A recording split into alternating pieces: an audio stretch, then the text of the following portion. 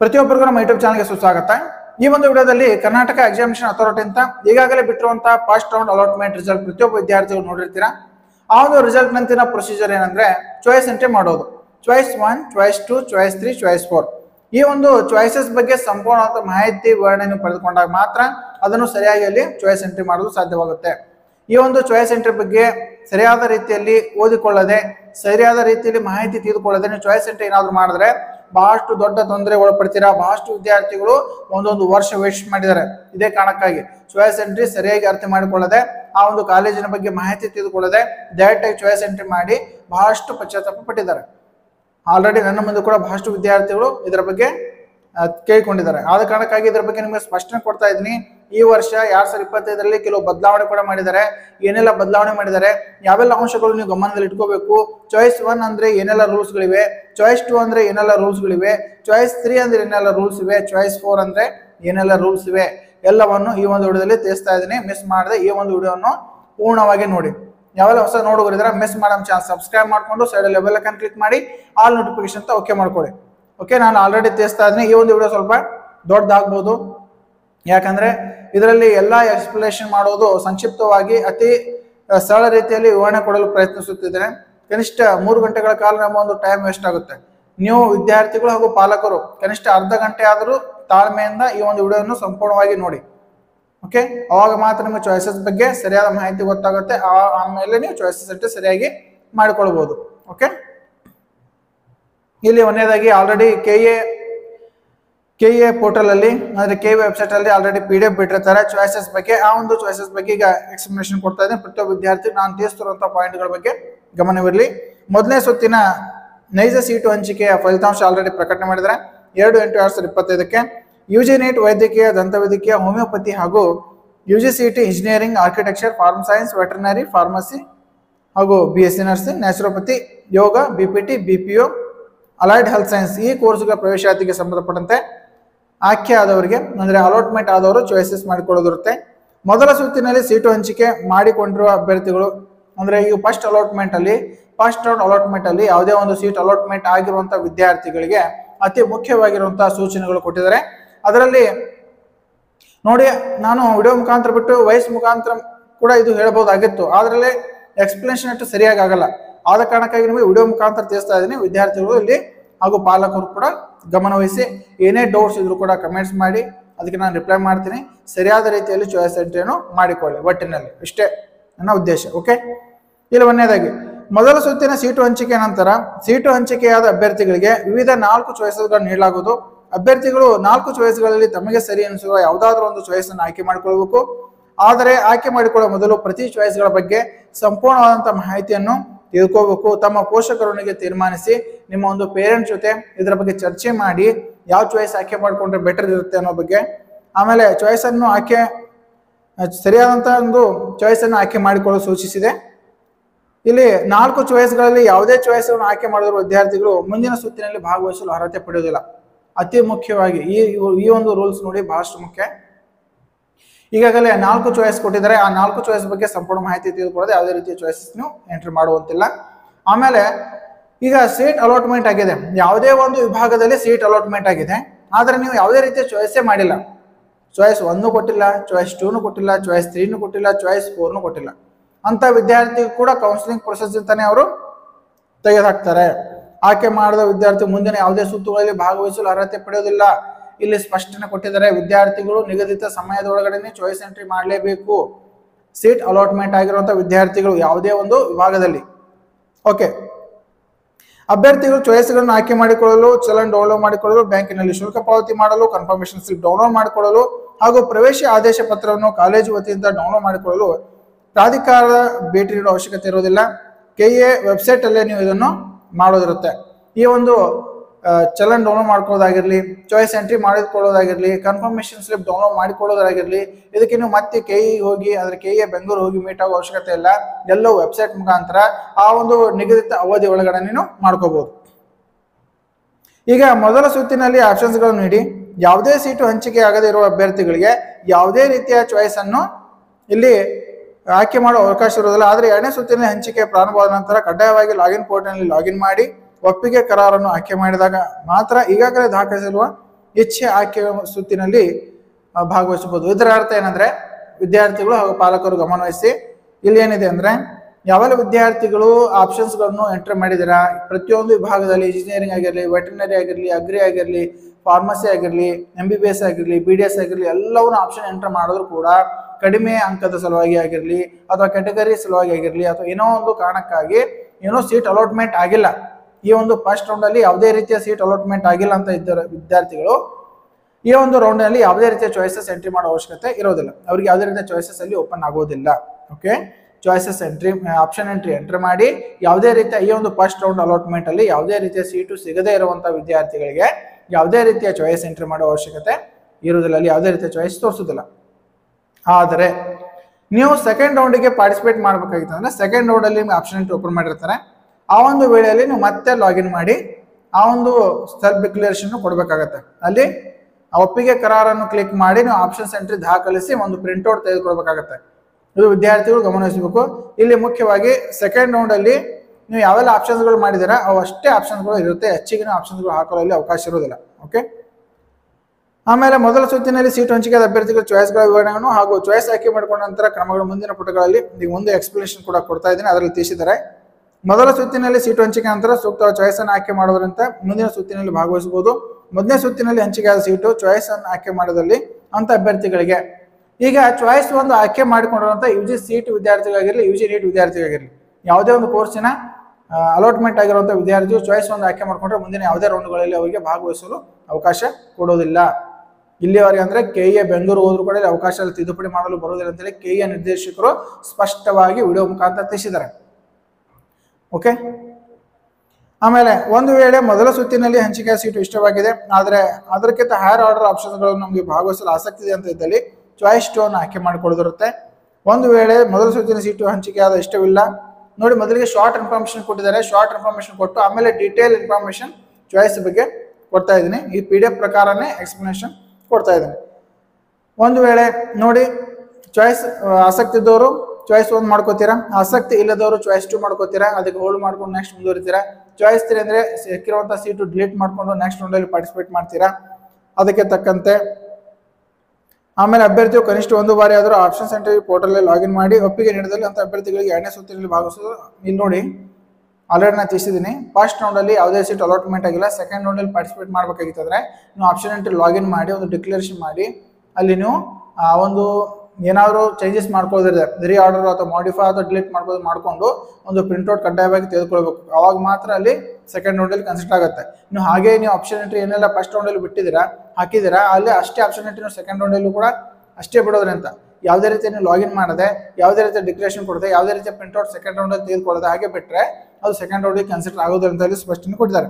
ಈಗ ಮುಖ್ಯವಾಗಿ ಚಾಯ್ಸಸ್ ಬಗ್ಗೆ ವಿವರಣೆ, ಮೊದಲ ಸುತ್ತಿನ ಚಾಯ್ಸ್ಗಳ ವಿವರಣೆ ಇಷ್ಟವರೆಗೂ ಶಾರ್ಟ್ ಇನ್ಫಾರ್ಮೇಶನ್ ಇತ್ತು. ಈಗ ಡೀಟೇಲ್ ಇನ್ಫಾರ್ಮೇಶನ್ ಚಾಯ್ಸಸ್ ಬಗ್ಗೆ ತಿಳ್ಕೊಳ್ಳಿ. ಚಾಯ್ಸ್ 1 ಯಾರೆಲ್ಲ ಆಯ್ಕೆ ಮಾಡ್ಕೋಬೇಕು. ಓಕೆ, ನನಗೆ ಮೊದಲ ಸುತ್ತಿನಲ್ಲಿ ಹಂಚಿಕೆಯಾದ ಸೀಟು 100% ಇಷ್ಟವಾಗಿದ್ದು ನಾನು ಕಾಲೇಜಿಗೆ ಸೇರುತ್ತೇನೆ, ನನಗೆ ಯಾವುದೇ ಬದಲಾವಣೆ ಅವಶ್ಯಕತೆ ಇರೋದಿಲ್ಲ. ಮುಂದಿನ ಸುತ್ತಿನಲ್ಲಿ UG ನೀಟ್ ವೈದ್ಯಕೀಯ, ದಂತವೈದ್ಯಕೀಯ, ನ್ಯಾಚುರೋಪತಿ, ಯೋಗ, ಅಲೈಡ್ ಹೆಲ್ತ್ ಸೈನ್ಸ್ ಮುಂತಾದ ಕೋರ್ಸ್ಗಳಿಗೆ ಭಾಗವಹಿಸಲು ಸಹ ನನಗೆ ಆಸಕ್ತಿ ಇರುವುದಿಲ್ಲ. ಆದ್ದರಿಂದ ನನ್ನನ್ನು ಮುಂದಿನ ಸುತ್ತುಗಳಲ್ಲಿ ಸೀಟು ಹಂಚಿಕೆ ಪರಿಗಣಿಸಬಾರದು. ನಾನು ಮೊದಲ ಸುತ್ತಿನಲ್ಲಿ ಹಂಚಿಕೆಯಾದ ಸೀಟಿಗೆ ಶುಲ್ಕವನ್ನು ಪಾವತಿಸಿ ಕನ್ಫರ್ಮೇಷನ್ ಸ್ಲಿಪ್ ಅನ್ನು ಡೌನ್ಲೋಡ್ ಮಾಡಿಕೊಂಡು ನಂತರ ಸೀಟು ಹಂಚಿಕೆಯಾದ ಕಾಲೇಜಿಗೆ ಪೋರ್ಟಲ್ ಲಾಗಿನ್ ಮೂಲಕ OTP ಪಡೆದು ಆನ್ಲೈನ್ ಫೇಸ್ ರಿಕಗ್ನೇಷನ್ ಮಾಡಿ ಕಾಲೇಜಿಗೆ ಪ್ರವೇಶ ಪತ್ರ ಡೌನ್ಲೋಡ್ ಮಾಡಿಕೊಂಡು ಕಾಲೇಜಿನಲ್ಲಿ ಪ್ರವೇಶ ಪತ್ರ ಅಡ್ಮಿಷನ್ ಆರ್ಡರ್ ಡೌನ್ಲೋಡ್ ಮಾಡಿಕೊಂಡು ನಿಗದಿತ ದಿನಾಂಕಗಳಿಗೆ ಪ್ರವೇಶ ಪಡೆಯುತ್ತೇನೆ ಎಂದು ದೃಢೀಕರಿಸುತ್ತೇನೆ. ಅಭ್ಯರ್ಥಿಗಳು ಮೇಲಿನ ರೀತಿಯಲ್ಲಿ ಕ್ರಮ ವಹಿಸುವುದಿದ್ರೆ ಪ್ರಾಧಿಕಾರದ ವೆಬ್ಸೈಟ್ನಲ್ಲಿ ನಿಗದಿತ ಲಿಂಕ್ನಲ್ಲಿ ಚಾಯ್ಸ್ 1 ಅನ್ನು ಆಯ್ಕೆ ಮಾಡಿಕೊಂಡು ಪರಿಣಾಮ ಮುಂದಿನ ಯಾವುದೇ ಸುತ್ತುಗಳಲ್ಲಿ ಭಾಗವಹಿಸಲು ಅರ್ಹತೆ ಪಡೆಯೋದಿಲ್ಲ. ವಿದ್ಯಾರ್ಥಿಗಳಲ್ಲಿ ಗಮನವಹಿಸಿ, ಚಾಯ್ಸ್ 1 ಯಾರೆಲ್ಲ ಆಯ್ಕೆ ಮಾಡ್ಕೋತೀರಾ ಅವರಿಗೆ ಸಿಕ್ಕಿರುವಂಥ ಈ ಕಾಲೇಜು ಅಂದರೆ ನಿಮ್ಗೆ ಯಾವುದೇ ಒಂದು ಕೋರ್ಸಿನ ಅಲಾಟ್ಮೆಂಟ್ ಆಗಿರುವಂಥ ಕಾಲೇಜ್ನಲ್ಲಿ ಅದು ನಿಮಗೆ ಆ ಒಂದು ಕಾಲೇಜು ಸಿಕ್ಕಿರುವಂಥ ಕೋರ್ಸ್ ಅಥವಾ ಕಾಲೇಜು 100% ಆಸಕ್ತಿ ಇದೆ, ನಾ ಆ ಕಾಲೇಜಿಗೆ ಸೇರ್ಪಡೆ ಆಗ್ತೀನಿ, ಅಡ್ಮಿಷನ್ ಪಡೆದುಕೋತೀನಿ ಅಂತ ಇದ್ದಲ್ಲಿ ಚಾಯ್ಸ್ 1 ಆಯ್ಕೆ ಮಾಡ್ಕೋಬೇಕು. ಆದರೆ ಚಾಯ್ಸ್ 1 ಆಯ್ಕೆ ಮಾಡ್ಕೊಂಡು ಮತ್ತೆ ನಾವು ಚಾಯ್ಸ್ 2 ಮಾಡ್ಕೋತೀನಿ, ಚಾಯ್ಸ್ 3 ಮಾಡ್ಕೋತೀನಿ ಅಂದರೆ ಆಗೋದಿಲ್ಲ. ಆಮೇಲೆ ಮುಂದಿನ ಯಾವುದೇ ರೌಂಡಲ್ಲೂ ಕೂಡ ಭಾಗವಹಿಸುವಂತಿಲ್ಲ. ಅವ್ರು ನಿಗದಿತ ದಿನಾಂಕದ ಒಳಗಡೆ ಕಾಲೇಜಿಗೆ ಹೋಗಿ ಭೇಟಿಯಾಗಿ ವರದಿ ಮಾಡಿಕೊಳ್ಳೋದು ಕಡ್ಡಾಯವಾಗಿರುತ್ತೆ. ಇಲ್ಲಿ ಮುಖ್ಯವಾದ ಚಾಯ್ಸ್ 1 ಅವರಿಗೆ ಏನು ಕೊಟ್ಟಿದ್ದಾರೆ ಅಂದರೆ ಚಾಯ್ಸ್ 1 ಅನ್ನು ಆಯ್ಕೆ ಮಾಡಿಕೊಳ್ಳುವ ಅಭ್ಯರ್ಥಿಗಳು ಮುಂದಿನ UGCET 2025 ಅಥವಾ UG NET 2025 ಪ್ರವೇಶಾತಿಯ ಯಾವುದೇ ಸುತ್ತುಗಳಲ್ಲಿ ಭಾಗವಹಿಸಲು ಅರ್ಹತೆಯನ್ನು ಪಡೆದಿಲ್ಲ. ಈ ಕೋರ್ಸಿನ ಚಾಯ್ಸ್ 1 ಆಯ್ಕೆ ಮಾಡಿಕೊಂಡಿರುವ ವಿದ್ಯಾರ್ಥಿಗಳಿಗೆ ಮುಂದಿನ ಯಾವುದೇ ರೌಂಡ್ಗಳಲ್ಲಿ ಭಾಗವಹಿಸಲು ಅವಕಾಶ ಕೊಡೋದಿಲ್ಲ. ಇಲ್ಲಿ ಚಾಯ್ಸ್ 1 ಅನ್ನು ಆಯ್ಕೆ ಮಾಡಿಕೊಳ್ಳುವ ವಿದ್ಯಾರ್ಥಿಗಳು ಈ ಕೆಳಗಿನ ನಿರ್ದೇಶನಗಳನ್ನು ಪಾಲಿಸಬೇಕು ಅಂತ ಕೊಟ್ಟಿದ್ದಾರೆ. ಇಲ್ಲಿ ಸೀಟು ಹಂಚಿಕೆ ಫಲಿತಾಂಶ ಪ್ರಕಟವಾದ ನಂತರ ಅಭ್ಯರ್ಥಿಗಳು ತಮಗೆ ದೊರಕಿರುವ ಸೀಟು ತೃಪ್ತಿಕರವಾಗಿದ್ದಲ್ಲಿ ಚಾಯ್ಸ್ 1 ಅನ್ನು ಆಯ್ಕೆ ಮಾಡ್ಕೋಬೇಕು. ನಾನು ಕಾಲೇಜಿಗೆ ಸೇರ್ಪಡೆ ಆಗೇ ಆಗ್ತೀನಿ, ಈ ಕಾಲೇಜು ಚೆನ್ನಾಗಿದೆ, ಎಲ್ಲ ಈ ಒಂದು ಕಾಲೇಜಿನ ಬಗ್ಗೆ ಸಂಪೂರ್ಣವಾದ ಮಾಹಿತಿ ನಾನು ಪಡೆದುಕೊಂಡಿದ್ದೀನಿ ಅಂತಾಗ ಮಾತ್ರ ಚಾಯ್ಸ್ ಎಂಟ್ರಿಯಲ್ಲಿ ಆಪ್ಷನ್ ನಂಬರ್ ಅಂದ್ರೆ ಚಾಯ್ಸ್ 1 ಮಾಡ್ಕೋಬೇಕಾಗತ್ತೆ. ಓಕೆ, ಸಂಪೂರ್ಣವಾದಂಥ ಆಸಕ್ತಿ ಇದೆ, ನಾನು ಅಡ್ಮಿಷನ್ ಪಡ್ಕೋತೀನಿ, ನಾ ಮುಂದೆ ಯಾವುದೇ ರೌಂಡಲ್ಲಿ ಭಾಗವಹಿಸೋದಿಲ್ಲ, ನನಗೆ ಬೇರೆ ಯಾವುದೇ ಕಾಲೇಜು ಇಷ್ಟವಿಲ್ಲ ಆದಾಗ ಮಾತ್ರ ಚಾಯ್ಸ್ 1 ಕೊಡಬೇಕಾಗತ್ತೆ. ಎರಡನೇದು ಪಾಯಿಂಟ್ ಏನಿದೆ, ಚಾಯ್ಸ್ 1 ಮಾತ್ರ ತಿಳಿಸ್ತಾ ಇದ್ದೇನೆ, ಚಾಯ್ಸ್ 2 ಬಗ್ಗೆ ಆಮೇಲೆ ಇದೆ. ಓಕೆ, ಚಾಯ್ಸ್ 1 ನಂತರ ಅದೇ ವೆಬ್ಸೈಟ್ನಿಂದ ಚಲನ್ ಡೌನ್ಲೋಡ್ ಮಾಡಿಕೊಂಡು ಪ್ರಿಂಟ್ ತೆಗೆದುಕೊಳ್ಳೋದಿರುತ್ತೆ. ಈ ಒಂದು ವೆಬ್ಸೈಟಲ್ಲಿ ಆಲ್ರೆಡಿ ಚಾಯ್ಸ್ ಸೆಂಟರ್ ಬಗ್ಗೆ ಲಿಂಕ್ ಕೊಟ್ಟಿರ್ತಾರೆ.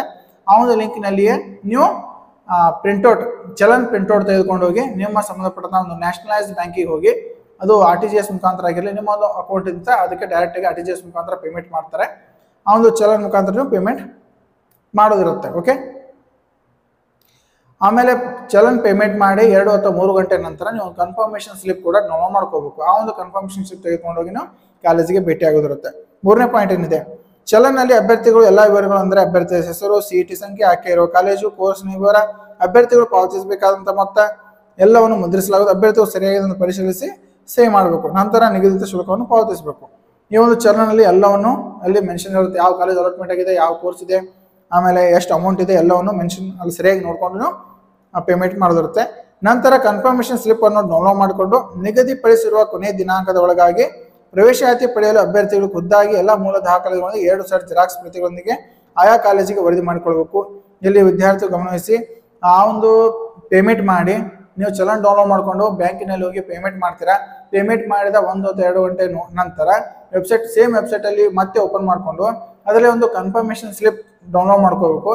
ಆ ಒಂದು ಕನ್ಫರ್ಮೇಷನ್ ಸ್ಲಿಪ್ ತೆಗೆದುಕೊಂಡು ಹೋಗಿ ನೀವು ಕಾಲೇಜಿಗೆ ಎಲ್ಲ ಮೂಲ ದಾಖಲೆಗಳೊಂದಿಗೆ ಎಲ್ಲ ಒರಿಜಿನಲ್ ಡಾಕ್ಯುಮೆಂಟ್ಸ್ ಒಂದಿಗೆ 2 ಸೆಟ್ ಜೆರಾಕ್ಸ್ ಪ್ರತಿಗಳು ತೆಗೆದುಕೊಂಡು ಹೋಗಿ ಅಲ್ಲಿ ಕಾಲೇಜಿಗೆ ವರದಿ ಮಾಡ್ಕೋದಿರುತ್ತೆ. ಆಮೇಲೆ ಕಾಲೇಜಿನವರು ಎಲ್ಲ ಮೂಲ ದಾಖಲೆಗಳನ್ನು ಪರಿಶೀಲನೆ ಮಾಡಿ ನಂತರ ಅವರ ಅಧಿಕೃತ ಲಾಗಿನ್ ನಲ್ಲಿ ಕಾಲೇಜ್ ಪೋರ್ಟಲ್ ಮುಖಾಂತರ ಆನ್ಲೈನ್ ಫೇಸ್ ರಿಕಗ್ನಿಷನ್ ಪರಿಶೀಲಿಸಿ ಮೊಬೈಲ್ ಸಂಖ್ಯೆಗೆ ವಾಟ್ಸಪ್ ಮೂಲಕ ಒಂದು OTP ಕಳಿಸ್ತಾರೆ. ಅಭ್ಯರ್ಥಿಗಳು ಕಂಪಲ್ಸರಿಯಾಗಿ ಅಡ್ಮಿಷನ್ಗೆ ಹೋಗಲೇಬೇಕು. ಅಲ್ಲಿ ವಿದ್ಯಾರ್ಥಿಗಳ ಒಂದು ಫೇಸ್ ರಿಕಗ್ನಿಷನ್ ವಿದ್ಯಾರ್ಥಿಗಳ ಒಂದು ಫೋಟೋ ತೆಗೆದುಕೊಳ್ತಾರೆ.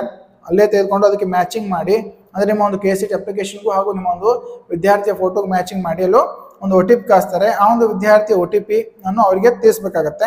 OTP ವೆರಿಫಿಕೇಶನ್ ಮಾಡಿದ ನಂತರ ಅಡ್ಮಿಷನ್ ಆರ್ಡರ್ ಅನ್ನು ಕಾಲೇಜ್ ಪೋರ್ಟಲ್ನಲ್ಲಿಯೇ ಡೌನ್ಲೋಡ್ ಮಾಡ್ತಾರೆ. ಅಭ್ಯರ್ಥಿಗಳ ಪ್ರತಿಯನ್ನು ಪಡೆದುಕೊಳ್ಳಬೇಕು.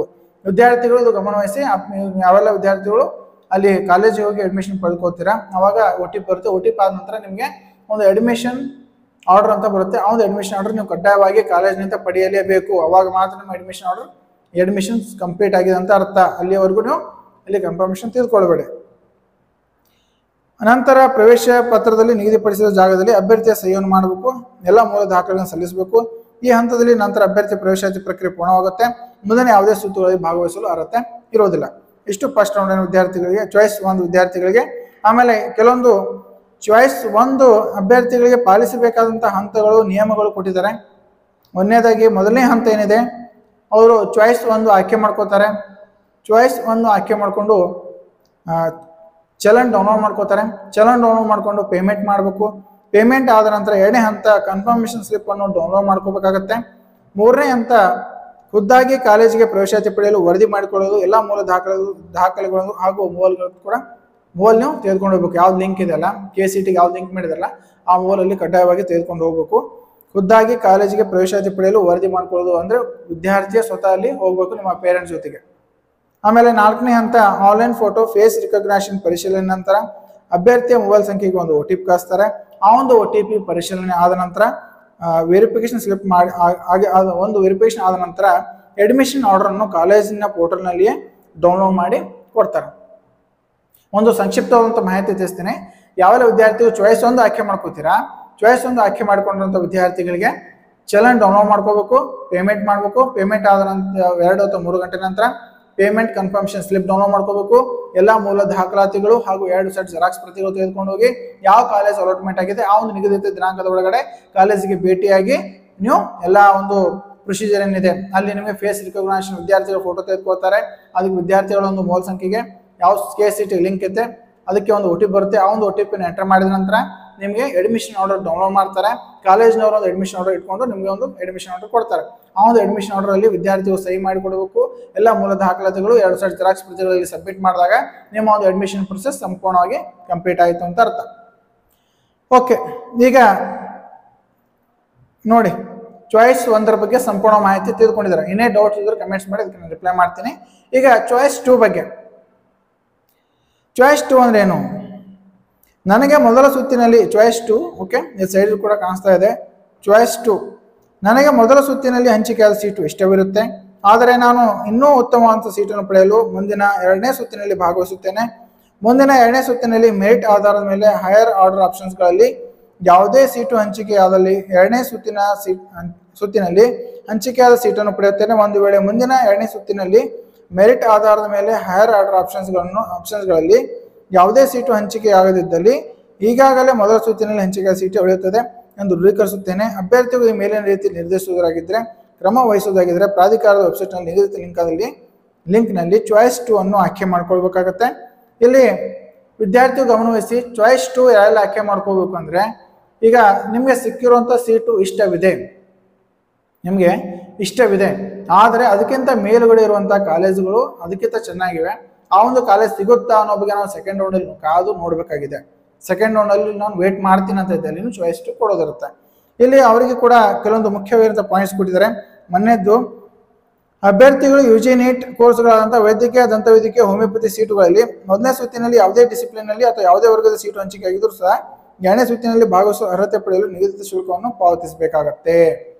ಇಲ್ಲಿ ವಿದ್ಯಾರ್ಥಿಗಳು ಏನು ಕೊಟ್ಟಿದ್ದಾರೆ ಅಂದ್ರೆ, MBBS ಆಗಿರಲಿ, BDS ಆಗಿರಲಿ ಅಥವಾ ಹೋಮಿಯೋಪತಿ ಆಗಿರಲಿ, ಅವರು ಆ ಒಂದು ಸೀಟನ್ನು ಹೋಲ್ಡ್ ಮಾಡಬೇಕಾಗಿತ್ತು. ನಿಮಗೆ ಸಿಕ್ಕಿರುವಂಥ MBBS ಸೀಟ್ ಆಗಿರಲಿ, ನಮಗೆ ಸಿಕ್ಕಿರುವಂಥ BDS ಸೀಟ್ ಆಗಿರಲಿ, ನಿಮಗೆ ಸಿಕ್ಕಿರುವಂಥ ಹೋಮಿಯೋಪತಿ ಸೀಟ್ ಆಗಿರಲಿ, ಆ ಒಂದು ಸೀಟನ್ನು ಹೋಲ್ಡ್ ಮಾಡಲು ಅಂದ್ರೆ ಚಾಯ್ಸ್ 2 ಅಂತ ಕೊಟ್ಟಾಗ ಆ ಒಂದು ಹೋಲ್ಡ್ ಮಾಡಿದಾಗ ಈ ಒಂದು ಕೋರ್ಸಿನ ವಿದ್ಯಾರ್ಥಿಗಳು ಅದಕ್ಕೆ ಎಷ್ಟು ಪೇಮೆಂಟ್ ಇರುತ್ತೆ, ಆ ಒಂದು ಕೋರ್ಸಿಗೆ ಎಷ್ಟು ಪೇಮೆಂಟ್ ಇರುತ್ತೆ ಅಷ್ಟು ಚಲನ್ ಮುಖಾಂತರ ಪೇಮೆಂಟ್ ಮಾಡಿ ಆ ಒಂದು ಚಲನ್ ನಿಮ್ಮಲ್ಲಿ ಇಟ್ಕೋಬೇಕಾಗತ್ತೆ. ಓಕೆ, ಈ ವಿದ್ಯಾರ್ಥಿಗಳು ಮಾತ್ರ ಕಂಪಲ್ಸರಿಯಾಗಿ ಪೇಮೆಂಟ್ ಮಾಡಬೇಕಾಗತ್ತೆ. ಅದರಂತೆ 2ನೇದಾಗಿ 2ನೇ ಪಾಯಿಂಟ್ ಕೊಟ್ಟಿದ್ದಾರೆ. ಅಭ್ಯರ್ಥಿಗಳು UGCT ಕೋರ್ಸ್ಗಳ engineering, architecture, yoga, naturopathy, farm science, veterinary, pharma D, nursing ಹಾಗೂ BPT, BPD, allied health science ಮೊದಲ ಸುತ್ತಿನ ಯಾವುದೇ ಡಿಸಿಪ್ಲಿನ್ ಯಾವುದೇ ಒಂದು ವರ್ಗದಲ್ಲಿ ಹಂಚಿಕೆಯಾದಲ್ಲಿ ಶುಲ್ಕ ಪಾವತಿಸುವ ಅವಶ್ಯಕತೆ ಇರುವುದಿಲ್ಲ. 1ನೇ ಪಾಯಿಂಟ್ ಏನಿದೆ, ಯಾವೆಲ್ಲ ವಿದ್ಯಾರ್ಥಿಗಳು ಇಲ್ಲಿ ಚಾಯ್ಸ್ 2 ಬಗ್ಗೆ ಮಾತಾಡ್ತಾ ಇದೀವಿ ಅನ್ನೋ ಬಗ್ಗೆ ವಿದ್ಯಾರ್ಥಿಗಳ ಗಮನವಿರಲಿ. ಚಾಯ್ಸ್ 2ದಲ್ಲಿ MBBS, BDS ಹಾಗೂ ಹೋಮಿಯೋಪತಿ ಅಲಾಟ್ಮೆಂಟ್ ಆದಂಥ ವಿದ್ಯಾರ್ಥಿಗಳು ಅದಕ್ಕೆ ನಿಗದಿತ ಶುಲ್ಕ ಎಷ್ಟಿದೆ ಅಷ್ಟು ಪೇಮೆಂಟ್ ಮಾಡಿನೂ ಹೋಲ್ಡ್ ಮಾಡಬೇಕಾಗತ್ತೆ. ಓಕೆ, ಉಳಿದಂತೆ ಎಲ್ಲ KCT ಕೋರ್ಸ್ಗಳ engineering, architecture, BSc nursing, B.Pharma, D.Pharma, BSc allied health science ಎಲ್ಲ ಕೋರ್ಸ್ಗಳಿಗೆ ನೀವು ಹೋಲ್ಡ್ ಮಾಡೋದಿದ್ರೆ ನೀವು ಪೇಮೆಂಟ್ ಮಾಡೋ ಅವಶ್ಯಕತೆ ಇರೋದಿಲ್ಲ. ನೆಕ್ಸ್ಟ್ ರೌಂಡಲ್ಲಿ ಪೇಮೆಂಟ್ ಮಾಡೋದಿರುತ್ತೆ, ಸೆಕೆಂಡ್ ರೌಂಡಲ್ಲಿ ಪೇಮೆಂಟ್ ಮಾಡೋದಿರುತ್ತೆ ಚಾಯ್ಸ್ 2 ವಿದ್ಯಾರ್ಥಿಗಳಿಗೆ. ಅರ್ಥವಾಗಿದೆ ಅಂತ ತಿಳ್ಕೊತೀನಿ. ಮತ್ತೆ ಇನ್ನೇನು ಡೌಟ್ಸ್ ಇದ್ರೆ ಕಮೆಂಟ್ಸ್ ಕೂಡ ಮಾಡಿ. ಓಕೆ, ನಾನು ಅದಕ್ಕೆ ರಿಪ್ಲೈ ಮಾಡ್ತೀನಿ. 3ನೇ ಪಾಯಿಂಟ್ ಏನಿದೆ, ಚಾಯ್ಸ್ 2 ಕೊಡುವಂತಹ ವಿದ್ಯಾರ್ಥಿಗಳ 3ನೇ ಪಾಯಿಂಟ್ ನೋಡಿ. ಅಭ್ಯರ್ಥಿಯು ಮೊದಲ ಸುತ್ತಿನಲ್ಲಿ engineering, architecture, farm science, veterinary, B.Pharma, pharma D, nursing, naturopathy, yoga ಹಂಚಿಕೆ ಮಾಡಿಕೊಂಡು ಒಂದು ವೇಳೆ ವೈದ್ಯಕೀಯ ಕೋರ್ಸ್ಗೆ ಈಗಾಗಲೇ ದಾಖಲಿಸಿರುವ ಆಪ್ಷನ್ಸ್ಗಳೊಂದಿಗೆ 2ನೇ ಸುತ್ತಿನಲ್ಲಿ ಭಾಗವಹಿಸಲು ಇಚ್ಛಿಸಿದಲ್ಲಿ ಕಾಷನ್ ಡಿಪಾಸಿಟ್ ಅನ್ನು ಪಾವತಿಸಬೇಕಾಗುತ್ತೆ. ಕಾಷನ್ ಡಿಪಾಸಿಟ್ ಅನ್ನು ಪಾವತಿಸಲು ವೇಳಾಪಟ್ಟಿಯನ್ನು ನೀಡಲಾಗುತ್ತೆ. ಇಲ್ಲಿ ವಿದ್ಯಾರ್ಥಿಗಳು ಗಮನಿಸಿ ನೋಡಿ, ವಿದ್ಯಾರ್ಥಿಗಳು ಈಗ ಆಲ್ರೆಡಿ ನೀಟ್ ಕೂಡ ಕನ್ಸಲ್ಟ್ ಆಗಿರುತ್ತೆ, ನೀಟ್ ಕೂಡ ಎಲಿಜಿಬಲ್ ಇರ್ತಾರೆ, ಆಮೇಲೆ KCT ಎಲಿಜಿಬಲ್ ಇರ್ತಾರೆ. ಆ ವಿದ್ಯಾರ್ಥಿಗಳು MBBS ಆಪ್ಷನ್ ಎಂಟ್ರಿ ಮೊದಲು ಮಾಡಿ, ಕೆಲವೊಂದು ಪ್ರೈವೇಟ್ ಕಾಲೇಜ್ಗಳನ್ನ ಎಂಟರ್ ಮಾಡಿ, ಕೆಲವೊಂದು BDS ಕಾಲೇಜ್ನ ಎಂಟರ್ ಮಾಡಿ, ಹೋಮಿಯೋಪತಿ ಕಾಲೇಜ್ಗಳ ಎಂಟರ್ ಮಾಡಿ, ಆಮೇಲೆ ಕೊನೆಯದಾಗಿ ಇಂಜಿನಿಯರಿಂಗ್, ಅಗ್ರಿ, ವೆಟರ್ನರಿ ಈ ರೀತಿ ಚಾಯ್ಸಸ್ ಅಲ್ಲಿ ಅಂದ್ರೆ ನಿಮ್ಮ ಆಪ್ಷನ್ಸ್ ಎಂಟ್ರಿಯಲ್ಲಿ ಈ ರೀತಿ ಮೆನ್ಷನ್ ಮಾಡಿರ್ತಾರೆ. ಮೊದಲಿಗೆ MBBS ಕಾಲೇಜ್ಗಳು, ಆಮೇಲೆ ಕೆಲವೊಂದು BDS ಕಾಲೇಜ್ಗಳು, ಕೆಲವೊಂದು MBBS ಪ್ರೈವೇಟ್ ಕಾಲೇಜ್ಗಳು, ಆಮೇಲೆ ಇಂಜಿನಿಯರಿಂಗ್, ಆಮೇಲೆ ಅಗ್ರಿ, ಆಮೇಲೆ ನರ್ಸಿಂಗ್ ಈ ರೀತಿ ಆದ್ಯತೆಗಳನ್ನು ಮೆನ್ಷನ್ ಮಾಡಿರ್ತಾರೆ. ಅಂತ ವಿದ್ಯಾರ್ಥಿಗಳು ಚಾಯ್ಸ್ 2 ಕೊಟ್ಟಾಗ ಒಂದು ವೇಳೆ ಈ ಒಂದು ರೌಂಡ್ ಅಲ್ಲಿ ನಿಮ್ಮ ಇಂಜಿನಿಯರಿಂಗ್ ಸೀಟ್ ಅಲಾಟ್ಮೆಂಟ್ ಆಗಿದೆ ಅಂತ ತಿಳ್ಕೊಳ್ಳೋಣ. ವಿದ್ಯಾರ್ಥಿಗಳೇ ಇಲ್ಲಿ ಗಮನವಹಿಸಿ, MBBS ಹಾಕಿದ್ದೀರಾ, BDS ಹಾಕಿದ್ದೀರಾ, MBBS ಪ್ರೈವೇಟ್ ಕಾಲೇಜ್ ಕೂಡ ಹಾಕಿದ್ದೀರಾ.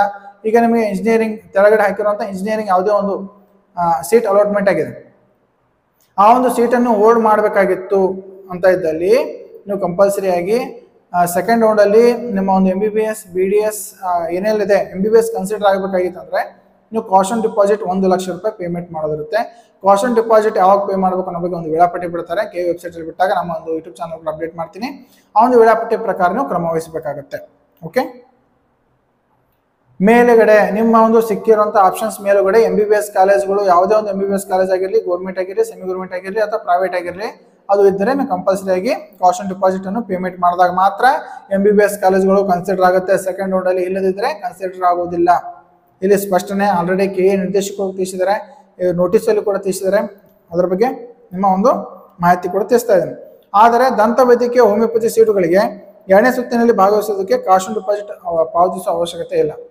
ಒಂದು ವೇಳೆ ನೀವು BDS ಹಾಕಿದ್ದೀರಾ, ಹೋಮಿಯೋಪತಿ ಹಾಕಿದ್ದೀರಾ, ಬೇರೆ ಯಾವುದೇ ರೀತಿ MBBS ಕಾಲೇಜನ್ನು ನಾವು ಮೇಲುಗಡೆ ಹಾಕೇ ಇಲ್ಲ, ನಾವು ಕೆಳಗಡೆ ಸಿಕ್ಕಿರುವಂಥ ಒಂದು ಯಾವುದೇ ಒಂದು ಇಂಜಿನಿಯರಿಂಗ್ ಸೀಟ್ ಅಲಾಟ್ಮೆಂಟ್ ಆಗಿದೆ ಅಂದರೆ ಅವರು ಕಾಷನ್ ಡಿಪಾಸಿಟ್ ಪೇಮೆಂಟ್ ಮಾಡೋ ಅವಶ್ಯಕತೆ ಇಲ್ಲ.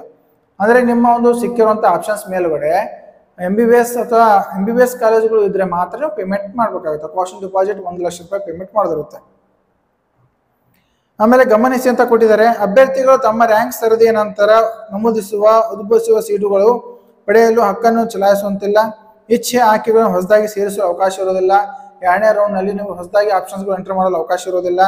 ಒಂದು ವೇಳೆ ಸೀಟ್ ಮ್ಯಾಟ್ರಿಕ್ಸ್ ಹೊಸದಾಗಿ ಕಾಲೇಜು ಅಥವಾ ಕೋರ್ಸ್ಗಳು ಸೇರ್ಪಡೆ ಆದಲ್ಲಿ ಮಾತ್ರ ಆಪ್ಷನ್ಸ್ಗಳನ್ನು ಸೇರಿಸಲು ಅವಕಾಶ ನೀಡಲಾಗುತ್ತೆ.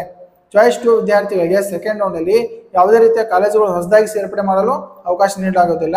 ಯಾವುದೆಲ್ಲ ಆಪ್ಷನ್ಸ್ ನೀವು ಆಲ್ರೆಡಿ ಹಾಕಿರ್ತಾರೆ ಅದರಲ್ಲಿ ನೀವು ತಿದ್ದುಪಡಿ ಮಾಡಿಕೊಳ್ಳಲು ಅವಕಾಶ ಕೊಡ್ತಾರೆ. ಚಾಯ್ಸ್ 2 ಅನ್ನು ಆಯ್ಕೆ ಮಾಡಿಕೊಳ್ಳುವ ವಿದ್ಯಾರ್ಥಿಗಳು ಈ ನಿರ್ದೇಶನಗಳನ್ನು ಪಾಲಿಸಬೇಕು. ಚಾಯ್ಸ್ 2 ಆಯ್ಕೆ ಮಾಡಿಕೊಳ್ಳುವ ವಿದ್ಯಾರ್ಥಿಗಳು ಈ ಒಂದು ನಿರ್ದೇಶನಗಳನ್ನು ಪಾಲಿಸಬೇಕು. ಒಂದನೇದೇನಿದೆ, ಮೊದಲ ಸುತ್ತಿನಲ್ಲಿ ಅಭ್ಯರ್ಥಿಗಳು ದಾಖಲಿಸಿದ ಹೈಯರ್ ಆರ್ಡರ್ ಆಪ್ಷನ್ಸ್ಗಳನ್ನು ಮಾತ್ರ ತೋರಿಸಲಾಗುವುದು. ಈಗಾಗಲೇ ಅಭ್ಯರ್ಥಿಗಳು ಮೊದಲ ಸುತ್ತಿನಲ್ಲಿ ದಾಖಲಿಸಿದ ಹೈಯರ್ ಆರ್ಡರ್ ಆಪ್ಷನ್ಸ್ಗಳು ಮಾತ್ರ ತೋರಿಸಲಾಗಿದ್ದು, ಅಭ್ಯರ್ಥಿಗಳು 2ನೇ ಸುತ್ತಿನಲ್ಲಿ ಪ್ರಕ್ರಿಯೆ ಪ್ರಾರಂಭವಾದ ನಂತರ ಹೈಯರ್ ಆರ್ಡರ್ ಆಪ್ಷನ್ಸ್ಗಳನ್ನು ಮರುಕ್ರಮಗೊಳಿಸಬಹುದು, ಆದ್ಯತಾ ಕ್ರಮಗಳನ್ನು ಮಾರ್ಪಡಿಸಿಕೋಬಹುದು, ಯಾವುದಾದ್ರು ಆಪ್ಷನ್ಸ್ ಬೇಡವಾದಲ್ಲಿ ಅಳಿಸಬಹುದು, ತೆಗೆದು ಹಾಕಬಹುದು. ಇದರರ್ಥ ಏನಂದ್ರೆ, ನೀವು ಆಪ್ಷನ್ಸ್ ಎಂಟ್ರಿಯಲ್ಲಿ ಫಾರ್ ಎಕ್ಸಾಂಪಲ್ 1 to 100 ಕಾಲೇಜ್ಗಳನ್ನು ಎಂಟರ್ ಮಾಡಿದ್ದೀರಾ, 1 to 100 ಆಪ್ಷನ್ಸ್ಗಳನ್ನು ಎಂಟರ್ ಮಾಡಿದ್ದೀರಾ. ಆ ಒಂದು ಆಪ್ಷನ್ಸ್ಗಳಲ್ಲಿ ನಿಮಗೆ 50ನೇ ನಂಬರ್ ಕಾಲೇಜ್ ಏನಾದರೂ ಅಲಾಟ್ಮೆಂಟ್ ಆಗಿದೆ ಅಂತ ಇದ್ದಲ್ಲಿ ಆ 50 ಕಾಲೇಜಿನ ತೆಳಗಡೆ ಇರುವಂಥ ಎಲ್ಲ ಕಾಲೇಜುಗಳು ಎಲ್ಲ ಕೋರ್ಸ್ಗಳು ಡಿಲೀಟ್ ಆಗಿರುತ್ತೆ. ಹೋಲ್ಡ್ ಮಾಡಿದಾಗ ಮಾತ್ರ. ಓಕೆ, ಚಾಯ್ಸ್ 2 ಕೊಟ್ಟಾಗ 50 ಕಾಲೇಜ್ ತೆಳಗಡೆ ಎಲ್ಲ ಡಿಲೀಟ್ ಆಗಿರುತ್ತೆ, 50 ಕಾಲೇಜ್ ಮೇಲುಗಡೆ ಎಲ್ಲವೂ ಇರುತ್ತೆ. ಅದರಲ್ಲಿ ಏನಾದರೂ ನಮಗೆ ಕಾಲೇಜ್ ಬೇಡವಾದಲ್ಲಿ ಅದು ಡಿಲೀಟ್ ಮಾಡ್ಕೋಬಹುದು, ಅಥವಾ ನಮಗೆ ಕಾಲೇಜ್ ಸ್ಟಾಪ್ಗಳು ಅಲ್ಲಿದೆ ಅದನ್ನು ನಾವು ರೀಆರ್ಡರ್ ಮಾಡ್ಕೋತೀವಿ ಅಂತ ಅದರಲ್ಲಿ ರೀಆರ್ಡರ್ ಮಾಡ್ಬೋದು. ನಿಮಗೆ ಬೇಡವಾದಲ್ಲಿ ಡಿಲೀಟ್ ಕೂಡ ಮಾಡಲು ಅವಕಾಶ ಸೆಕೆಂಡ್ ರೌಂಡಲ್ಲಿ ಕೊಡ್ತಾರೆ. ಆದರೆ ಹೊಸದಾಗಿ ಕಾಲೇಜುಗಳು ಹಾಕಲು ಅವಕಾಶ ಇರೋದಿಲ್ಲ. ಇದನ್ನು ವಿದ್ಯಾರ್ಥಿಗಳು ಗಮನಿಸಬೇಕು. ಆಮೇಲೆ ಚಾಯ್ಸ್ 2 ಅಭ್ಯರ್ಥಿಗಳು ಮೊದಲ ಸುತ್ತಿನಲ್ಲಿ ಆಯ್ಕೆಯಾದ ಸೀಟನ್ನು ತಮ್ಮೊಡನೆ ಉಳಿಸಿಕೊಂಡು 2ನೇ ಸುತ್ತಿನಲ್ಲಿ ಭಾಗವಹಿಸುತ್ತಾರೆ. ಅಂತ ಅಭ್ಯರ್ಥಿಗಳು ಯಾವುದೇ ಸೀಟು ಹಂಚಿಕೆಯಾದಲ್ಲಿ ಹೈಯರ್ ಆರ್ಡರ್ ಆಪ್ಷನ್ಸ್ಗಳ ಹಂಚಿಕೆಯಾದಲ್ಲಿ ಮೊದಲ ಸುತ್ತಿನಲ್ಲಿ ಹಂಚಿಕೆಯಾದ ಸೀಟು ರದ್ದುಗೊಳ್ಳುತ್ತದೆ. 2ನೇ ಸುತ್ತಿನಲ್ಲಿ ಯಾವುದೇ ಸೀಟು ಹಂಚಿಕೆಯಾದಲ್ಲಿ ಮೊದಲ ಸುತ್ತಿನಲ್ಲಿ ಪಡೆದ ಸೀಟು ಅವರ ಬಳಿಯೇ ಇರುತ್ತದೆ. ಇಲ್ಲಿ ವಿದ್ಯಾರ್ಥಿಗಳು ಇದು ಅತಿ ಮುಖ್ಯವಾಗಿ ಗಮನವಹಿಸಬೇಕು.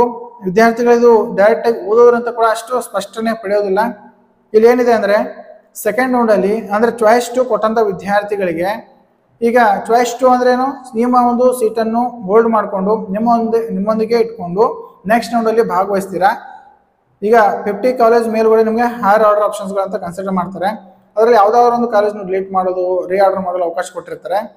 ಈಗ ಸೆಕೆಂಡ್ ರೌಂಡಲ್ಲಿ ಹೈಯರ್ ಆರ್ಡರ್ ಆಪ್ಷನ್ಸ್ಗಳಲ್ಲಿ ನಿಮಗೆ ಅಲಾಟ್ಮೆಂಟ್ ಆಗಿರುವಂಥ ಕಾಲೇಜಿನ ಮೇಲುಗಡೆ ಇರುವಂಥ ಯಾವುದೇ ಒಂದು ಕಾಲೇಜ್ ನಿಮಗೆ ಅಲಾಟ್ಮೆಂಟ್ ಆದರೆ ವಿದ್ಯಾರ್ಥಿಗಳು ಗಮನವಹಿಸಿ, ನಿಮಗೆ ಚಾಯ್ಸ್ 2 ಕೊಟ್ಟು ಹೋಲ್ಡ್ ಮಾಡಿದಾಗ 50 ಕಾಲೇಜ್ ಹೋಲ್ಡ್ ಆಗಿದೆ ಅಂತ ತಿಳ್ಕೊಳ್ಳೋಣ.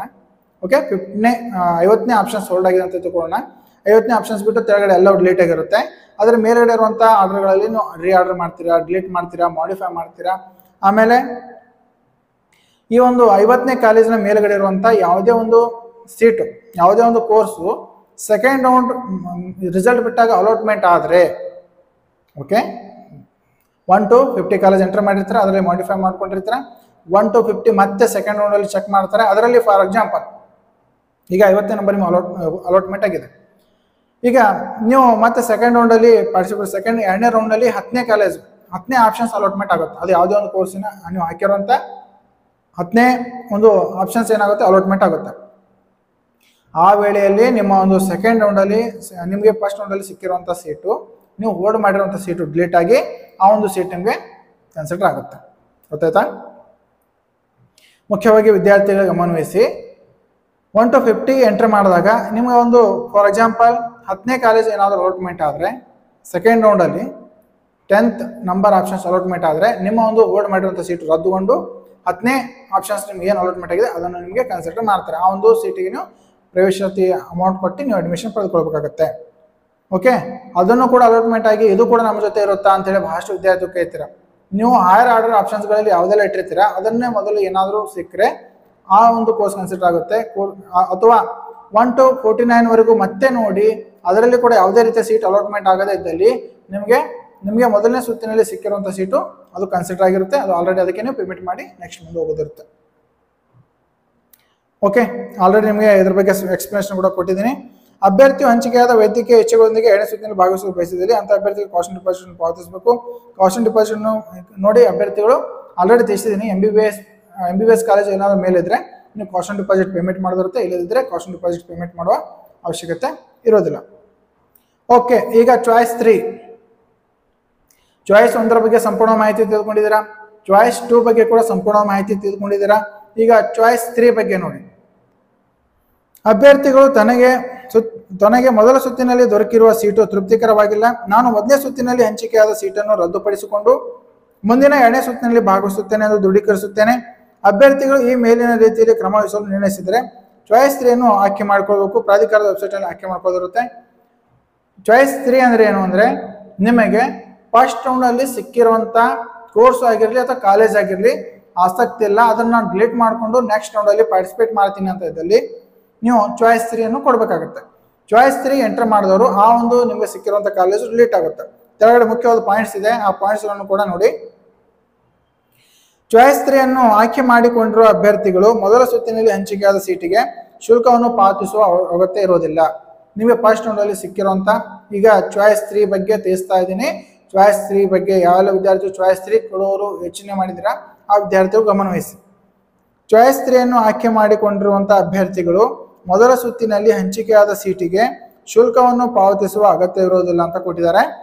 ಚಾಯ್ಸ್ 3 ಅಭ್ಯರ್ಥಿಗಳು ಮೊದಲ ಸುತ್ತಿನಲ್ಲಿ ಆಯ್ಕೆಯಾದ ಸೀಟನ್ನು ರದ್ದುಪಡಿಸಿಕೊಂಡು ತಮ್ಮೊಡನೆಗೆ ಉಳಿಸಿಕೊಳ್ಳದೆ 2ನೇ ಸುತ್ತಿನಲ್ಲಿ ಭಾಗವಹಿಸುತ್ತಾರೆ. ಅಂತ ಅಭ್ಯರ್ಥಿಗಳಿಗೆ 2ನೇ ಸುತ್ತಿನಲ್ಲಿ ಮೇಟ್ ಆಧಾರದ ಮೇಲೆ ಸೀಟು ಹಂಚಿಕೆ ಆದಲ್ಲಿ ಮಾತ್ರ ಅವರು ಸೀಟು ಆಯ್ಕೆಗೆ ಪರಿಗಣನೆ ಆಗ್ತಾರೆ. ಓಕೆ, 2ನೇ ಪಾಯಿಂಟ್. 3ನೇ ಪಾಯಿಂಟ್ ಏನಿದೆ, ದಂತ ವೈದ್ಯಕೀಯ ಹೋಮಿಯೋಪತಿ ಸೀಟುಗಳಿಗೆ 2ನೇ ಸುತ್ತಿನಲ್ಲಿ ಭಾಗವಹಿಸುವ ಕಾಸ್ಟಿಂಗ್ ಡಿಪಾಸಿಟ್ ಪಾವತಿಸುವ ಅಗತ್ಯ ಇರೋದಿಲ್ಲ. ಓಕೆ, ಅದರಂತೆ ಎಲ್ಲ ಪಾಯಿಂಟ್ಸ್ ಆಮೇಲೆ ಎಕ್ಸ್ಪ್ಲೇನ್ ಮಾಡ್ತೀನಿ. 4ನೇ ಪಾಯಿಂಟ್ ಏನಿದೆ, 2ನೇ ಸುತ್ತಿನಲ್ಲಿ ಆಯ್ಕೆಗಳನ್ನು ದಾಖಲಿಸುವ ಚಾಯ್ಸ್ ಆಪ್ಷನ್ಸ್ ಎಂಟ್ರಿ ಪೋರ್ಟಲ್ನಲ್ಲಿ ಕಡ್ಡಾಯವಾಗಿ ಲಾಗಿನ್ ಮಾಡಿ ಒಪ್ಪಿಗೆ ನೀಡಿದ ನಂತರ ಚಾಯ್ಸ್ 3 ಅಭ್ಯರ್ಥಿಗಳಿಗೆ ಮೊದಲ ಸುತ್ತಿನಲ್ಲಿ ಅಭ್ಯರ್ಥಿಗಳು ದಾಖಲಿಸಿದ ಎಲ್ಲ ಆಪ್ಷನ್ಸ್ಗಳನ್ನು ತೋರಿಸಲಾಗುವುದು. ಮೊದಲ ಸುತ್ತಿನ ಹಂಚಿಕೆಯಾದ ಅಭ್ಯರ್ಥಿ ರದ್ದುಪಡಿಸುವ ಆಪ್ಷನ್ಸ್ ಹೊರತುಪಡಿಸಿ ಉಳಿದ ಆಪ್ಷನ್ಸ್ಗಳು ತೋರಿಸಲಾಗುತ್ತೆ.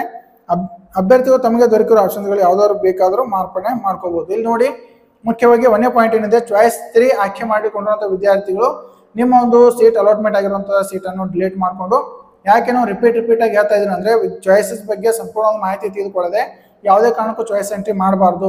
ಒಂದು ವೇಳೆ ಚಾಯ್ಸ್ ಎಂಟ್ರಿ ಏನಾದರೂ ಮಾಹಿತಿ ತಿಳಿದುಕೊಳ್ಳದೆ ಮಾಡಿದ್ರೆ ಬಹಳಷ್ಟು ದೊಡ್ಡ ತೊಂದರೆ ಒಳಪಡ್ತೀರಾ. ಈ ಒಂದು ಚಾಯ್ಸಸ್ ತಪ್ಪಾಗಿ ಮಾಡಿಕೊಂಡು ಒಂದೊಂದು ವರ್ಷ ಕೂಡ ವಿದ್ಯಾರ್ಥಿಗಳು ತಮ್ಮ ಒಂದು ಉತ್ತಮ ರ್ಯಾಂಕ್ ಇದ್ರೂ ಕೂಡ ವೇಸ್ಟ್ ಮಾಡ್ಕೊಳ್ಳುವಂಥ ಉದಾಹರಣೆಗಳು ಬಹಳಷ್ಟು ಇವೆ. ಅದೇ ಕಾರಣಕ್ಕಾಗಿ ನಾವು ರಿಪೀಟ್ ಹೇಳ್ತಾ ಇದ್ದೀವಿ. ಓಕೆ, ವಿಡಿಯೋ ಸ್ವಲ್ಪ ಲೆಂತಿ ಆದರೂ ಪರವಾಗಿಲ್ಲ, ನಿಮಗೆ ಸ್ಪಷ್ಟನೆ ಸರಿಯಾಗಿ ತಿಳಿದುಕೊಂಡಾಗ ಮಾತ್ರ ಚಾಯ್ಸಸ್ ಎಂಟ್ರಿ ಬಗ್ಗೆ ನಿಮಗೆ ಸರಿಯಾದ ಮಾಹಿತಿ ಗೊತ್ತಾಗುತ್ತೆ ಅನ್ನೋ ಕಾರಣಕ್ಕಾಗಿ ರಿಪೀಟ್ ಆಗಿ ತಿಳಿಸ್ತಾ ಇದ್ದೀನಿ. ಇಲ್ಲಿ 1ನೇದಾಗಿ ನೋಡಿ, ಚಾಯ್ಸ್ 3 ಕೊಡುವಂಥ ವಿದ್ಯಾರ್ಥಿಗಳಿಗೆ ಇಲ್ಲಿ ಏನಿದೆ, ನಿಮ್ಮ ಚಾಯ್ಸ್ 3 ಕೊಟ್ಟಾಗ ನಿಮ್ಮ ಒಂದು ಸೀಟ್ ಅಲಾಟ್ಮೆಂಟ್ ಆಗಿರುವಂಥ ಸೀಟು ಡಿಲೀಟ್ ಆಗುತ್ತೆ, ಉಳಿದ ಎಲ್ಲ ಆಪ್ಷನ್ಸ್ಗಳಲ್ಲಿ ತೋರಿಸುತ್ತೆ. ಸೆಕೆಂಡ್ ರೌಂಡಲ್ಲಿ ನೀವು ಸೆಕೆಂಡ್ ರೌಂಡಲ್ಲಿ ಕನ್ಸಿಡರ್ ಮಾಡಬೇಕಾಗಿತ್ತಂದ್ರೆ ನಿಮ್ಮ ಒಂದು ಚಾಯ್ಸ್ 3 ಕೊಟ್ಟಂಥ ವಿದ್ಯಾರ್ಥಿಗಳಿಗೆ ಈಗ ಫಸ್ಟ್ ರೌಂಡಲ್ಲಿ ಸಿಕ್ಕಿರುವಂಥ ಸೀಟು ಡಿಲೀಟ್ ಆಗಿ ನೆಕ್ಸ್ಟ್ ಸೆಕೆಂಡ್ ರೌಂಡಲ್ಲಿ ಭಾಗವಹಿಸ್ತಾರೆ ಅಂತ ಅರ್ಥ. ಆ ವಿದ್ಯಾರ್ಥಿಗಳು ಯಾವುದೇ ರೀತಿಯ ಕಾಷನ್ ಆಫ್ ಡಿಪಾಸಿಟ್ ಪೇಮೆಂಟ್ ಮಾಡೋ ಅವಶ್ಯಕತೆ ಇಲ್ಲ. ನೀವು ಅದರಲ್ಲಿ MBBS BDS ಅಥವಾ ಯಾವುದೇ ಒಂದು ಕೋರ್ಸನ್ನು ಎಲ್ಲ ಆಪ್ಷನ್ಸ್ ಎಂಟ್ರಿ ಮಾಡಿದ್ರೂ ಕೂಡ ಚಾಯ್ಸ್ 3 ಕೊಟ್ಟರೆ ನೀವು ಕಾಷನ್ ಡಿಪಾಸಿಟ್ ಪೇಮೆಂಟ್ ಮಾಡೋ ಅವಶ್ಯಕತೆ ಇಲ್ಲ. ಓಕೆ, ಚಾಯ್ಸ್ 2 ಕೊಡುವಂಥ ವಿದ್ಯಾರ್ಥಿಗಳಿಗೆ ಕಾಷನ್ ಡಿಪಾಸಿಟ್ ಇದೆ, ಆದರೆ ಚಾಯ್ಸ್ 3 ವಿದ್ಯಾರ್ಥಿಗಳಿಗೆ ಕಾಷನ್ ಡಿಪಾಸಿಟ್ ಪೇಮೆಂಟ್ ಮಾಡೋ ಅವಶ್ಯಕತೆ ಇಲ್ಲ. ಒಂದು ವೇಳೆ ಸೆಕೆಂಡ್ ರೌಂಡಲ್ಲಿ ನೀವು ಏನಾದ್ರು ಸೀಟ್ ಅಲಾಟ್ಮೆಂಟ್ ಆದರೆ ಅದಕ್ಕೆ ಪೇಮೆಂಟ್ ಮಾಡಿರುತ್ತೆ. ಆಮೇಲೆ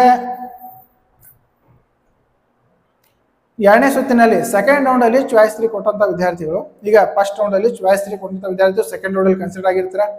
ಸೆಕೆಂಡ್ ರೌಂಡಲ್ಲಿ ಕಂಪಲ್ಸರಿ ಆಗಿ ಕಡ್ಡಾಯವಾಗಿ ಲಾಗಿನ್ ಮಾಡಿ ಆಪ್ಷನ್ ಎಂಟ್ರಿನ ಓಪನ್ ಮಾಡಲೇಬೇಕಾಗುತ್ತೆ. ಓಪನ್ ಮಾಡಿ ಅದರಲ್ಲಿ ಕೂಡ ಫಾರ್ ಎಕ್ಸಾಂಪಲ್ ನೋಡಿ ಇದರಲ್ಲಿ ಕೊಟ್ಟಿದ್ದಾರೆ. ಒಂದು ಎಕ್ಸಾಂಪಲ್ ಮುಖಾಂತರ ತಿಳ್ಕೊಳ್ಳೋದಾದ್ರೆ 1 to 50 ಕಾಲೇಜುಗಳನ್ನು ಎಂಟರ್ ಮಾಡಿದ್ದೀರಾ. ಅದರಲ್ಲಿ 25 ನಂಬರ್ ಕಾಲೇಜ್ ಅಲಾಟ್ಮೆಂಟ್ ಆಗಿದೆ.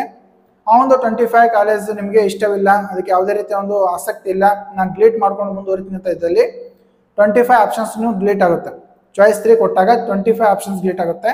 ಉಳಿದಂತೆ ಎಲ್ಲ 49 1 to 49 ಎಲ್ಲ ಕಾಲೇಜ್ಗಳು ಇರುತ್ತೆ. 25 ಆಪ್ಷನ್ಸ್ ಡಿಲೀಟ್ ಆಗಿ ಎಲ್ಲ ಆಪ್ಷನ್ಸ್ಗಳಲ್ಲಿ ಸೆಕೆಂಡ್ ರೌಂಡಲ್ಲಿ ತೋರಿಸುತ್ತಾರೆ. ಅದರಲ್ಲಿ ನೀವು ರೀ ಆರ್ಡರ್ ಮಾಡ್ಬೋದು, ಮಾಡಿಫೈ ಮಾಡ್ಬೋದು, ಡಿಲೀಟ್ ಮಾಡ್ಕೋಬೋದು.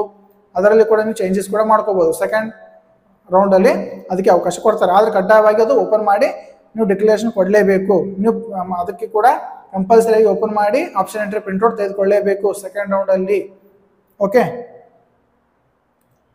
ಓಕೆ ಆಮೇಲೆ ಅಥವಾ ಆಪ್ಷನ್ಸ್ಗಳು ಬೇಡ ಹೋದ್ರೆ ತೆಗೆದು ಹಾಕ್ಬೋದು. ಅಥವಾ ನಿಮ್ಗೆ ಏನಾದರೂ ಚಾಯ್ಸ್ 3 ಹಾಕಿದಂಥ ವಿದ್ಯಾರ್ಥಿಗಳಿಗೆ ಸೆಕೆಂಡ್ ರೌಂಡಲ್ಲಿ ಯಾವುದೇ ಒಂದು ಕಾಲೇಜಿಗೆ ಆಸಕ್ತಿ ಇಲ್ಲ ಅದರಲ್ಲಿ ಅಂದರೆ ಡಿಲೀಟ್ ಕೂಡ ಮಾಡಲು ಅವಕಾಶ ಕೊಟ್ಟಿರ್ತಾರೆ. ಓಕೆ ಚಾಯ್ಸ್ 3 ಅನ್ನು ಆಯ್ಕೆ ಮಾಡಿಕೊಳ್ಳುವ ಅಭ್ಯರ್ಥಿಗಳು ಈ ನಿರ್ದೇಶನಗಳನ್ನು ಪಾಲಿಸಬೇಕಂತ ಕೊಟ್ಟಿದ್ದಾರೆ. ಚಾಯ್ಸ್ 3 ಆಯ್ಕೆ ಮಾಡಿಕೊಳ್ಳುವಂಥ ವಿದ್ಯಾರ್ಥಿಗಳ ನಿರ್ದೇಶನಗಳು ಏನಿದೆ? ಚಾಯ್ಸ್ 3 ಆಯ್ಕೆ ಮಾಡಿಕೊಂಡಿರುವ ಅಭ್ಯರ್ಥಿಗಳು ಮೊದಲ ಸುತ್ತಿನ ಹಂಚಿಕೆಯ ಸೀಟಿಗೆ ಶುಲ್ಕವನ್ನು ಪಾವತಿಸುವ ಅಗತ್ಯ ಇರುವುದಿಲ್ಲ. ಚಾಯ್ಸ್ 3 ಅಭ್ಯರ್ಥಿಗಳು ಮೊದಲ ಸುತ್ತಿನಲ್ಲಿ ಆಯ್ಕೆಯಾದ ಸೀಟು ಇಷ್ಟವಿರುವುದಿಲ್ಲ. ಇಲ್ಲಿ ಚಾಯ್ಸ್ 3 ಅನ್ನು ಆಯ್ಕೆ ಮಾಡಿಕೊಂಡಿರೋ ಅಭ್ಯರ್ಥಿಗಳಿಗೆ ಮೊದಲ ಸುತ್ತಿನ ಸೀಟು ಯಾಕಂದ್ರೆ ಡಿಲೀಟೇ ಮಾಡ್ಕೊಂಡಿರ್ತಾರೆ, ಆದ ಕಾರಣಕ್ಕೆ ಇದಕ್ಕೆ ಪೇಮೆಂಟ್ ಮಾಡೋ ಅವಶ್ಯಕತೆ ಇರೋದಿಲ್ಲ. ಆಮೇಲೆ ಅಭ್ಯರ್ಥಿಗಳು ಚಾಯ್ಸ್ 3 ಅಭ್ಯರ್ಥಿಗಳಿಗೆ ಮೊದಲ ಸುತ್ತಿನಲ್ಲಿ ಆಯ್ಕೆಯಾದ ಸೀಟು ಇಷ್ಟವಿರುವುದಿಲ್ಲ ಅಂತ ಅರ್ಥ. ಮೊದಲ ಸುತ್ತಿನಲ್ಲಿ ಚಾಯ್ಸ್ 3 ಕೊಟ್ಟಂತ ವಿದ್ಯಾರ್ಥಿಗಳಿಗೆ ನಿಮಗೆ ಸಿಕ್ಕಿರುವಂತಹ ಸೀಟು ಇಷ್ಟವಿಲ್ಲ ಅಂತ ಅಲ್ಲಿ ಕನ್ಸಿಡರ್ ಮಾಡ್ತಾರೆ. ಆಮೇಲೆ ಚಾಯ್ಸ್ 3 ಅಭ್ಯರ್ಥಿಗಳು ಮೊದಲ ಸುತ್ತಿನಲ್ಲಿ ಆಯ್ಕೆಯಾದ ಸೀಟು ರದ್ದುಪಡಿಸಿಕೊಂಡು ತಮ್ಮೊಡನೆಗೆ ಉಳಿಸಿಕೊಳ್ಳದೆ 2ನೇ ಸುತ್ತಿನಲ್ಲಿ ಭಾಗವಹಿಸುತ್ತಾರೆ. ಅಂತ ಅಭ್ಯರ್ಥಿಗಳಿಗೆ ಯಾವುದೇ ಸೀಟು ಹಂಚಿಕೆ ಆದಲ್ಲಿ ಮಾತ್ರ ಅವರು ಆಯ್ಕೆ ಮಾಡಿಕೊಳ್ಳದಿರುತ್ತೆ. ಚಾಯ್ಸ್ 3 ಅಭ್ಯರ್ಥಿಗಳು ನಿಮಗೆ ಸಿಕ್ಕಿರುವಂತಹ ಸೀಟನ್ನು ಡಿಲೀಟ್ ಮಾಡಿಕೊಂಡು ಸೆಕೆಂಡ್ ರೌಂಡಲ್ಲಿ ಕನ್ಸಿಡರ್ ಮಾಡ್ಕೊಂಡಿರ್ತಾರೆ. ಸೆಕೆಂಡ್ ರೌಂಡಲ್ಲಿ ಯಾವುದೇ ಒಂದು ಕಾಲೇಜ್ ಅಲಾಟ್ಮೆಂಟ್ ಆದಾಗ ಮಾತ್ರ ಅವರು ಪೇಮೆಂಟ್ ಮಾಡಿ ಅಡ್ಮಿಷನ್ ಪಡೆದುಕೊಳ್ಳೋದಿರುತ್ತೆ. ಇಲ್ಲದಿದ್ದರೆ ಅವ್ರಿಗೆ ಕೂಡ ಕನ್ಸಿಡರ್ ಆಗೋದಿಲ್ಲ. ಓಕೆ ಆಮೇಲೆ ಕಾಷನ್ ಡಿಪಾಸಿಟ್ ಅನ್ನು ಪಾವತಿಸಲು ವೈದ್ಯಕೀಯ ಸೀಟಿಗೆ ವೇಳಾಪಟ್ಟಿ ನೀಡಲಾಗುವುದು. ಅಭ್ಯರ್ಥಿಗಳು ಪ್ರಾಧಿಕಾರದ ವೆಬ್ಸೈಟ್ನಲ್ಲಿ ಕಾಷನ್ ಡಿಪಾಸಿಟ್ ಅನ್ನು ಪಾವತಿಸಲು ವೈದ್ಯಕೀಯ ಸೀಟಿಗೆ ವೇಳಾಪಟ್ಟಿ ನೀಡಲಾಗುತ್ತೆ. ಯಾವೆಲ್ಲ ವಿದ್ಯಾರ್ಥಿಗಳು ಕಾಷನ್ ಡಿಪಾಸಿಟ್ ಅನ್ನು ಪೇಮೆಂಟ್ ಮಾಡಬೇಕು ಅನ್ನೋ ಬಗ್ಗೆ ಆಲ್ರೆಡಿ ತಿಳಿಸಿದ್ದೇನೆ. ಆ ಒಂದು ವೇಳಾಪಟ್ಟಿ ಪ್ರಕಾರ ಅದು ಕಾಷನ್ ಡಿಪಾಸಿಟ್ ಅವರು ಪೇಮೆಂಟ್ ಮಾಡೋದಿರುತ್ತೆ. ಓಕೆ ಚಾಯ್ಸ್ 4 ವಿದ್ಯಾರ್ಥಿಗಳು ತೆಗೆದುಕೊಳ್ಳಿ. ಚಾಯ್ಸ್ 4 ಅಭ್ಯರ್ಥಿಗಳು ತಮಗೆ ನೋಡಿ 4ನೇದಾಗಿ ಚಾಯ್ಸ್ 4 ಅಭ್ಯರ್ಥಿಗಳು ತಮಗೆ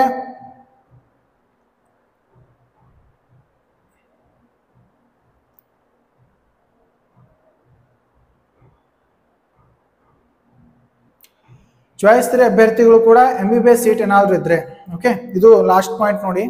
ಚಾಯ್ಸ್ 3 ಆಪ್ಷನ್ಸ್ ಚಾಯ್ಸ್ 3 ನೀವು ಮಾಡಿದಾಗ ನಿಮ್ಮ ಒಂದು ಆಪ್ಷನ್ಸ್ ಎಂಟ್ರಿಯಲ್ಲಿ MBBS ಸೀಟ್ ಏನಾದರೂ ಇದ್ರೆ ನೀವು ಕಾಷನ್ ಡಿಪಾಸಿಟ್ ಪೇಮೆಂಟ್ ಮಾಡೋದಿರುತ್ತೆ. ಚಾಯ್ಸ್ 3 ಅಭ್ಯರ್ಥಿಗಳು ಕೂಡ ಓಕೆ ಇಲ್ಲಿ 4ನೇ ಪಾಯಿಂಟ್ ಅದನ್ನು ಕೊಟ್ಟಿದ್ದಾರೆ. MBBS ವಿದ್ಯಾರ್ಥಿಗಳಿಗೆ ಮಾತ್ರ, ದಂತ ವೈದ್ಯಕೀಯ ಹೋಮಿಯೋಪತಿಯವರು ಇಲ್ಲಿ ಪೇಮೆಂಟ್ ಮಾಡೋ ಅವಶ್ಯಕತೆ ಇರೋದಿಲ್ಲ. ಓಕೆ ಚಾಯ್ಸ್ 4 ಅಂದ್ರೆ ಏನು? ಅಭ್ಯರ್ಥಿಗಳು ತಮಗೆ ಮೊದಲ ಸುತ್ತಿನಲ್ಲಿ ಹಂಚಿಕೆಯಾಗಿರುವ ಸೀಟು ತೃಪ್ತಿಕರವಾಗಿಲ್ಲ, ಆಮೇಲೆ ನನಗೆ ಯಾವುದೇ ರೀತಿಯ ಸೀಟು ಬೇಡ, ನನಗೆ ಮುಂದಿನ ಸುತ್ತಿನಲ್ಲೂ ಕೂಡ ಸಹ ಭಾಗವಹಿಸಲು ನಾನು ಆಸಕ್ತಿ ಹೊಂದಿಲ್ಲ ಅಂತ ನಿರ್ಣಯಿಸಿದರೆ ಚಾಯ್ಸ್ 4 ಅನ್ನು ಕ್ಲಿಕ್ ಮಾಡ್ಕೋಬೇಕು. ಅಭ್ಯರ್ಥಿ ಕ್ರಮ ಏನು ವಹಿಸ್ತಾರೆ ಅಂದರೆ ಅಭ್ಯರ್ಥಿಗಳು ಈ ಮೇಲಿನಂತೆ ನಿರ್ಣಯಿಸಿದಲ್ಲಿ ಚಾಯ್ಸ್ 4 ನನಗೆ ಯಾವುದೇ ರೀತಿಯ ಆಸಕ್ತಿನೇ ಇಲ್ಲ, ಈ ಒಂದು KCT ಕೌನ್ಸಿಲಿಂಗ್ ಮುಖಾಂತರ ನನಗೆ ಯಾವುದೇ ರೀತಿಯ ಸೀಟು ಪಡೆದುಕೊಳ್ಳಲು ಆಸಕ್ತಿ ಇಲ್ಲ, ಮುಂದಿನ ಯಾವುದೇ ರೌಂಡಲ್ಲಿ ನಾನು ಭಾಗವಹಿಸುವುದಿಲ್ಲ, ನಾ KA ಸಂಪೂರ್ಣವಾಗಿ ಹೊರಗೆ ಬರ್ತೀನಿ, ಈ ಒಂದು ಕೌನ್ಸಿಲಿಂಗ್ ಪ್ರೊಸೆಸ್ ಇಂದ ನಾನು ಸಂಪೂರ್ಣವಾಗಿ ಹೊರಗೆ ಬರ್ತೀನಿ ಅಂತ ಇದ್ದಲ್ಲಿ ಚಾಯ್ಸ್ 4 ಅನ್ನು ಆಯ್ಕೆ ಮಾಡ್ಕೊಳ್ಬೇಕಾಗತ್ತೆ. ಓಕೆ ಚಾಯ್ಸ್ 4 ಅನ್ನು ಆಯ್ಕೆ ಮಾಡಿಕೊಳ್ಳುವ ಅಭ್ಯರ್ಥಿಗಳು UGCT 2025 ಇಂಜಿನಿಯರಿಂಗ್, ಆರ್ಕಿಟೆಕ್ಚರ್, ಕೃಷಿ ವಿಜ್ಞಾನ, veterinary, farm science, BSc nursing ಮುಂತಾದ ಕೋರ್ಸ್ಗಳ ಸೀಟು ಹಂಚಿಕೆಗೆ ಮುಂದಿನ ಯಾವುದೇ ಸುತ್ತುಗಳಲ್ಲಿ ಭಾಗವಹಿಸಲು ಅರ್ಹತೆಯನ್ನು ಪಡೆಯೋದಿಲ್ಲ. ಇಷ್ಟು ಚಾಯ್ಸಸ್ ಬಗ್ಗೆ ಸಂಪೂರ್ಣ ಮಾಹಿತಿ ನಿಮಗೆ ತಿಳಿಸಿದ್ದೀನಿ.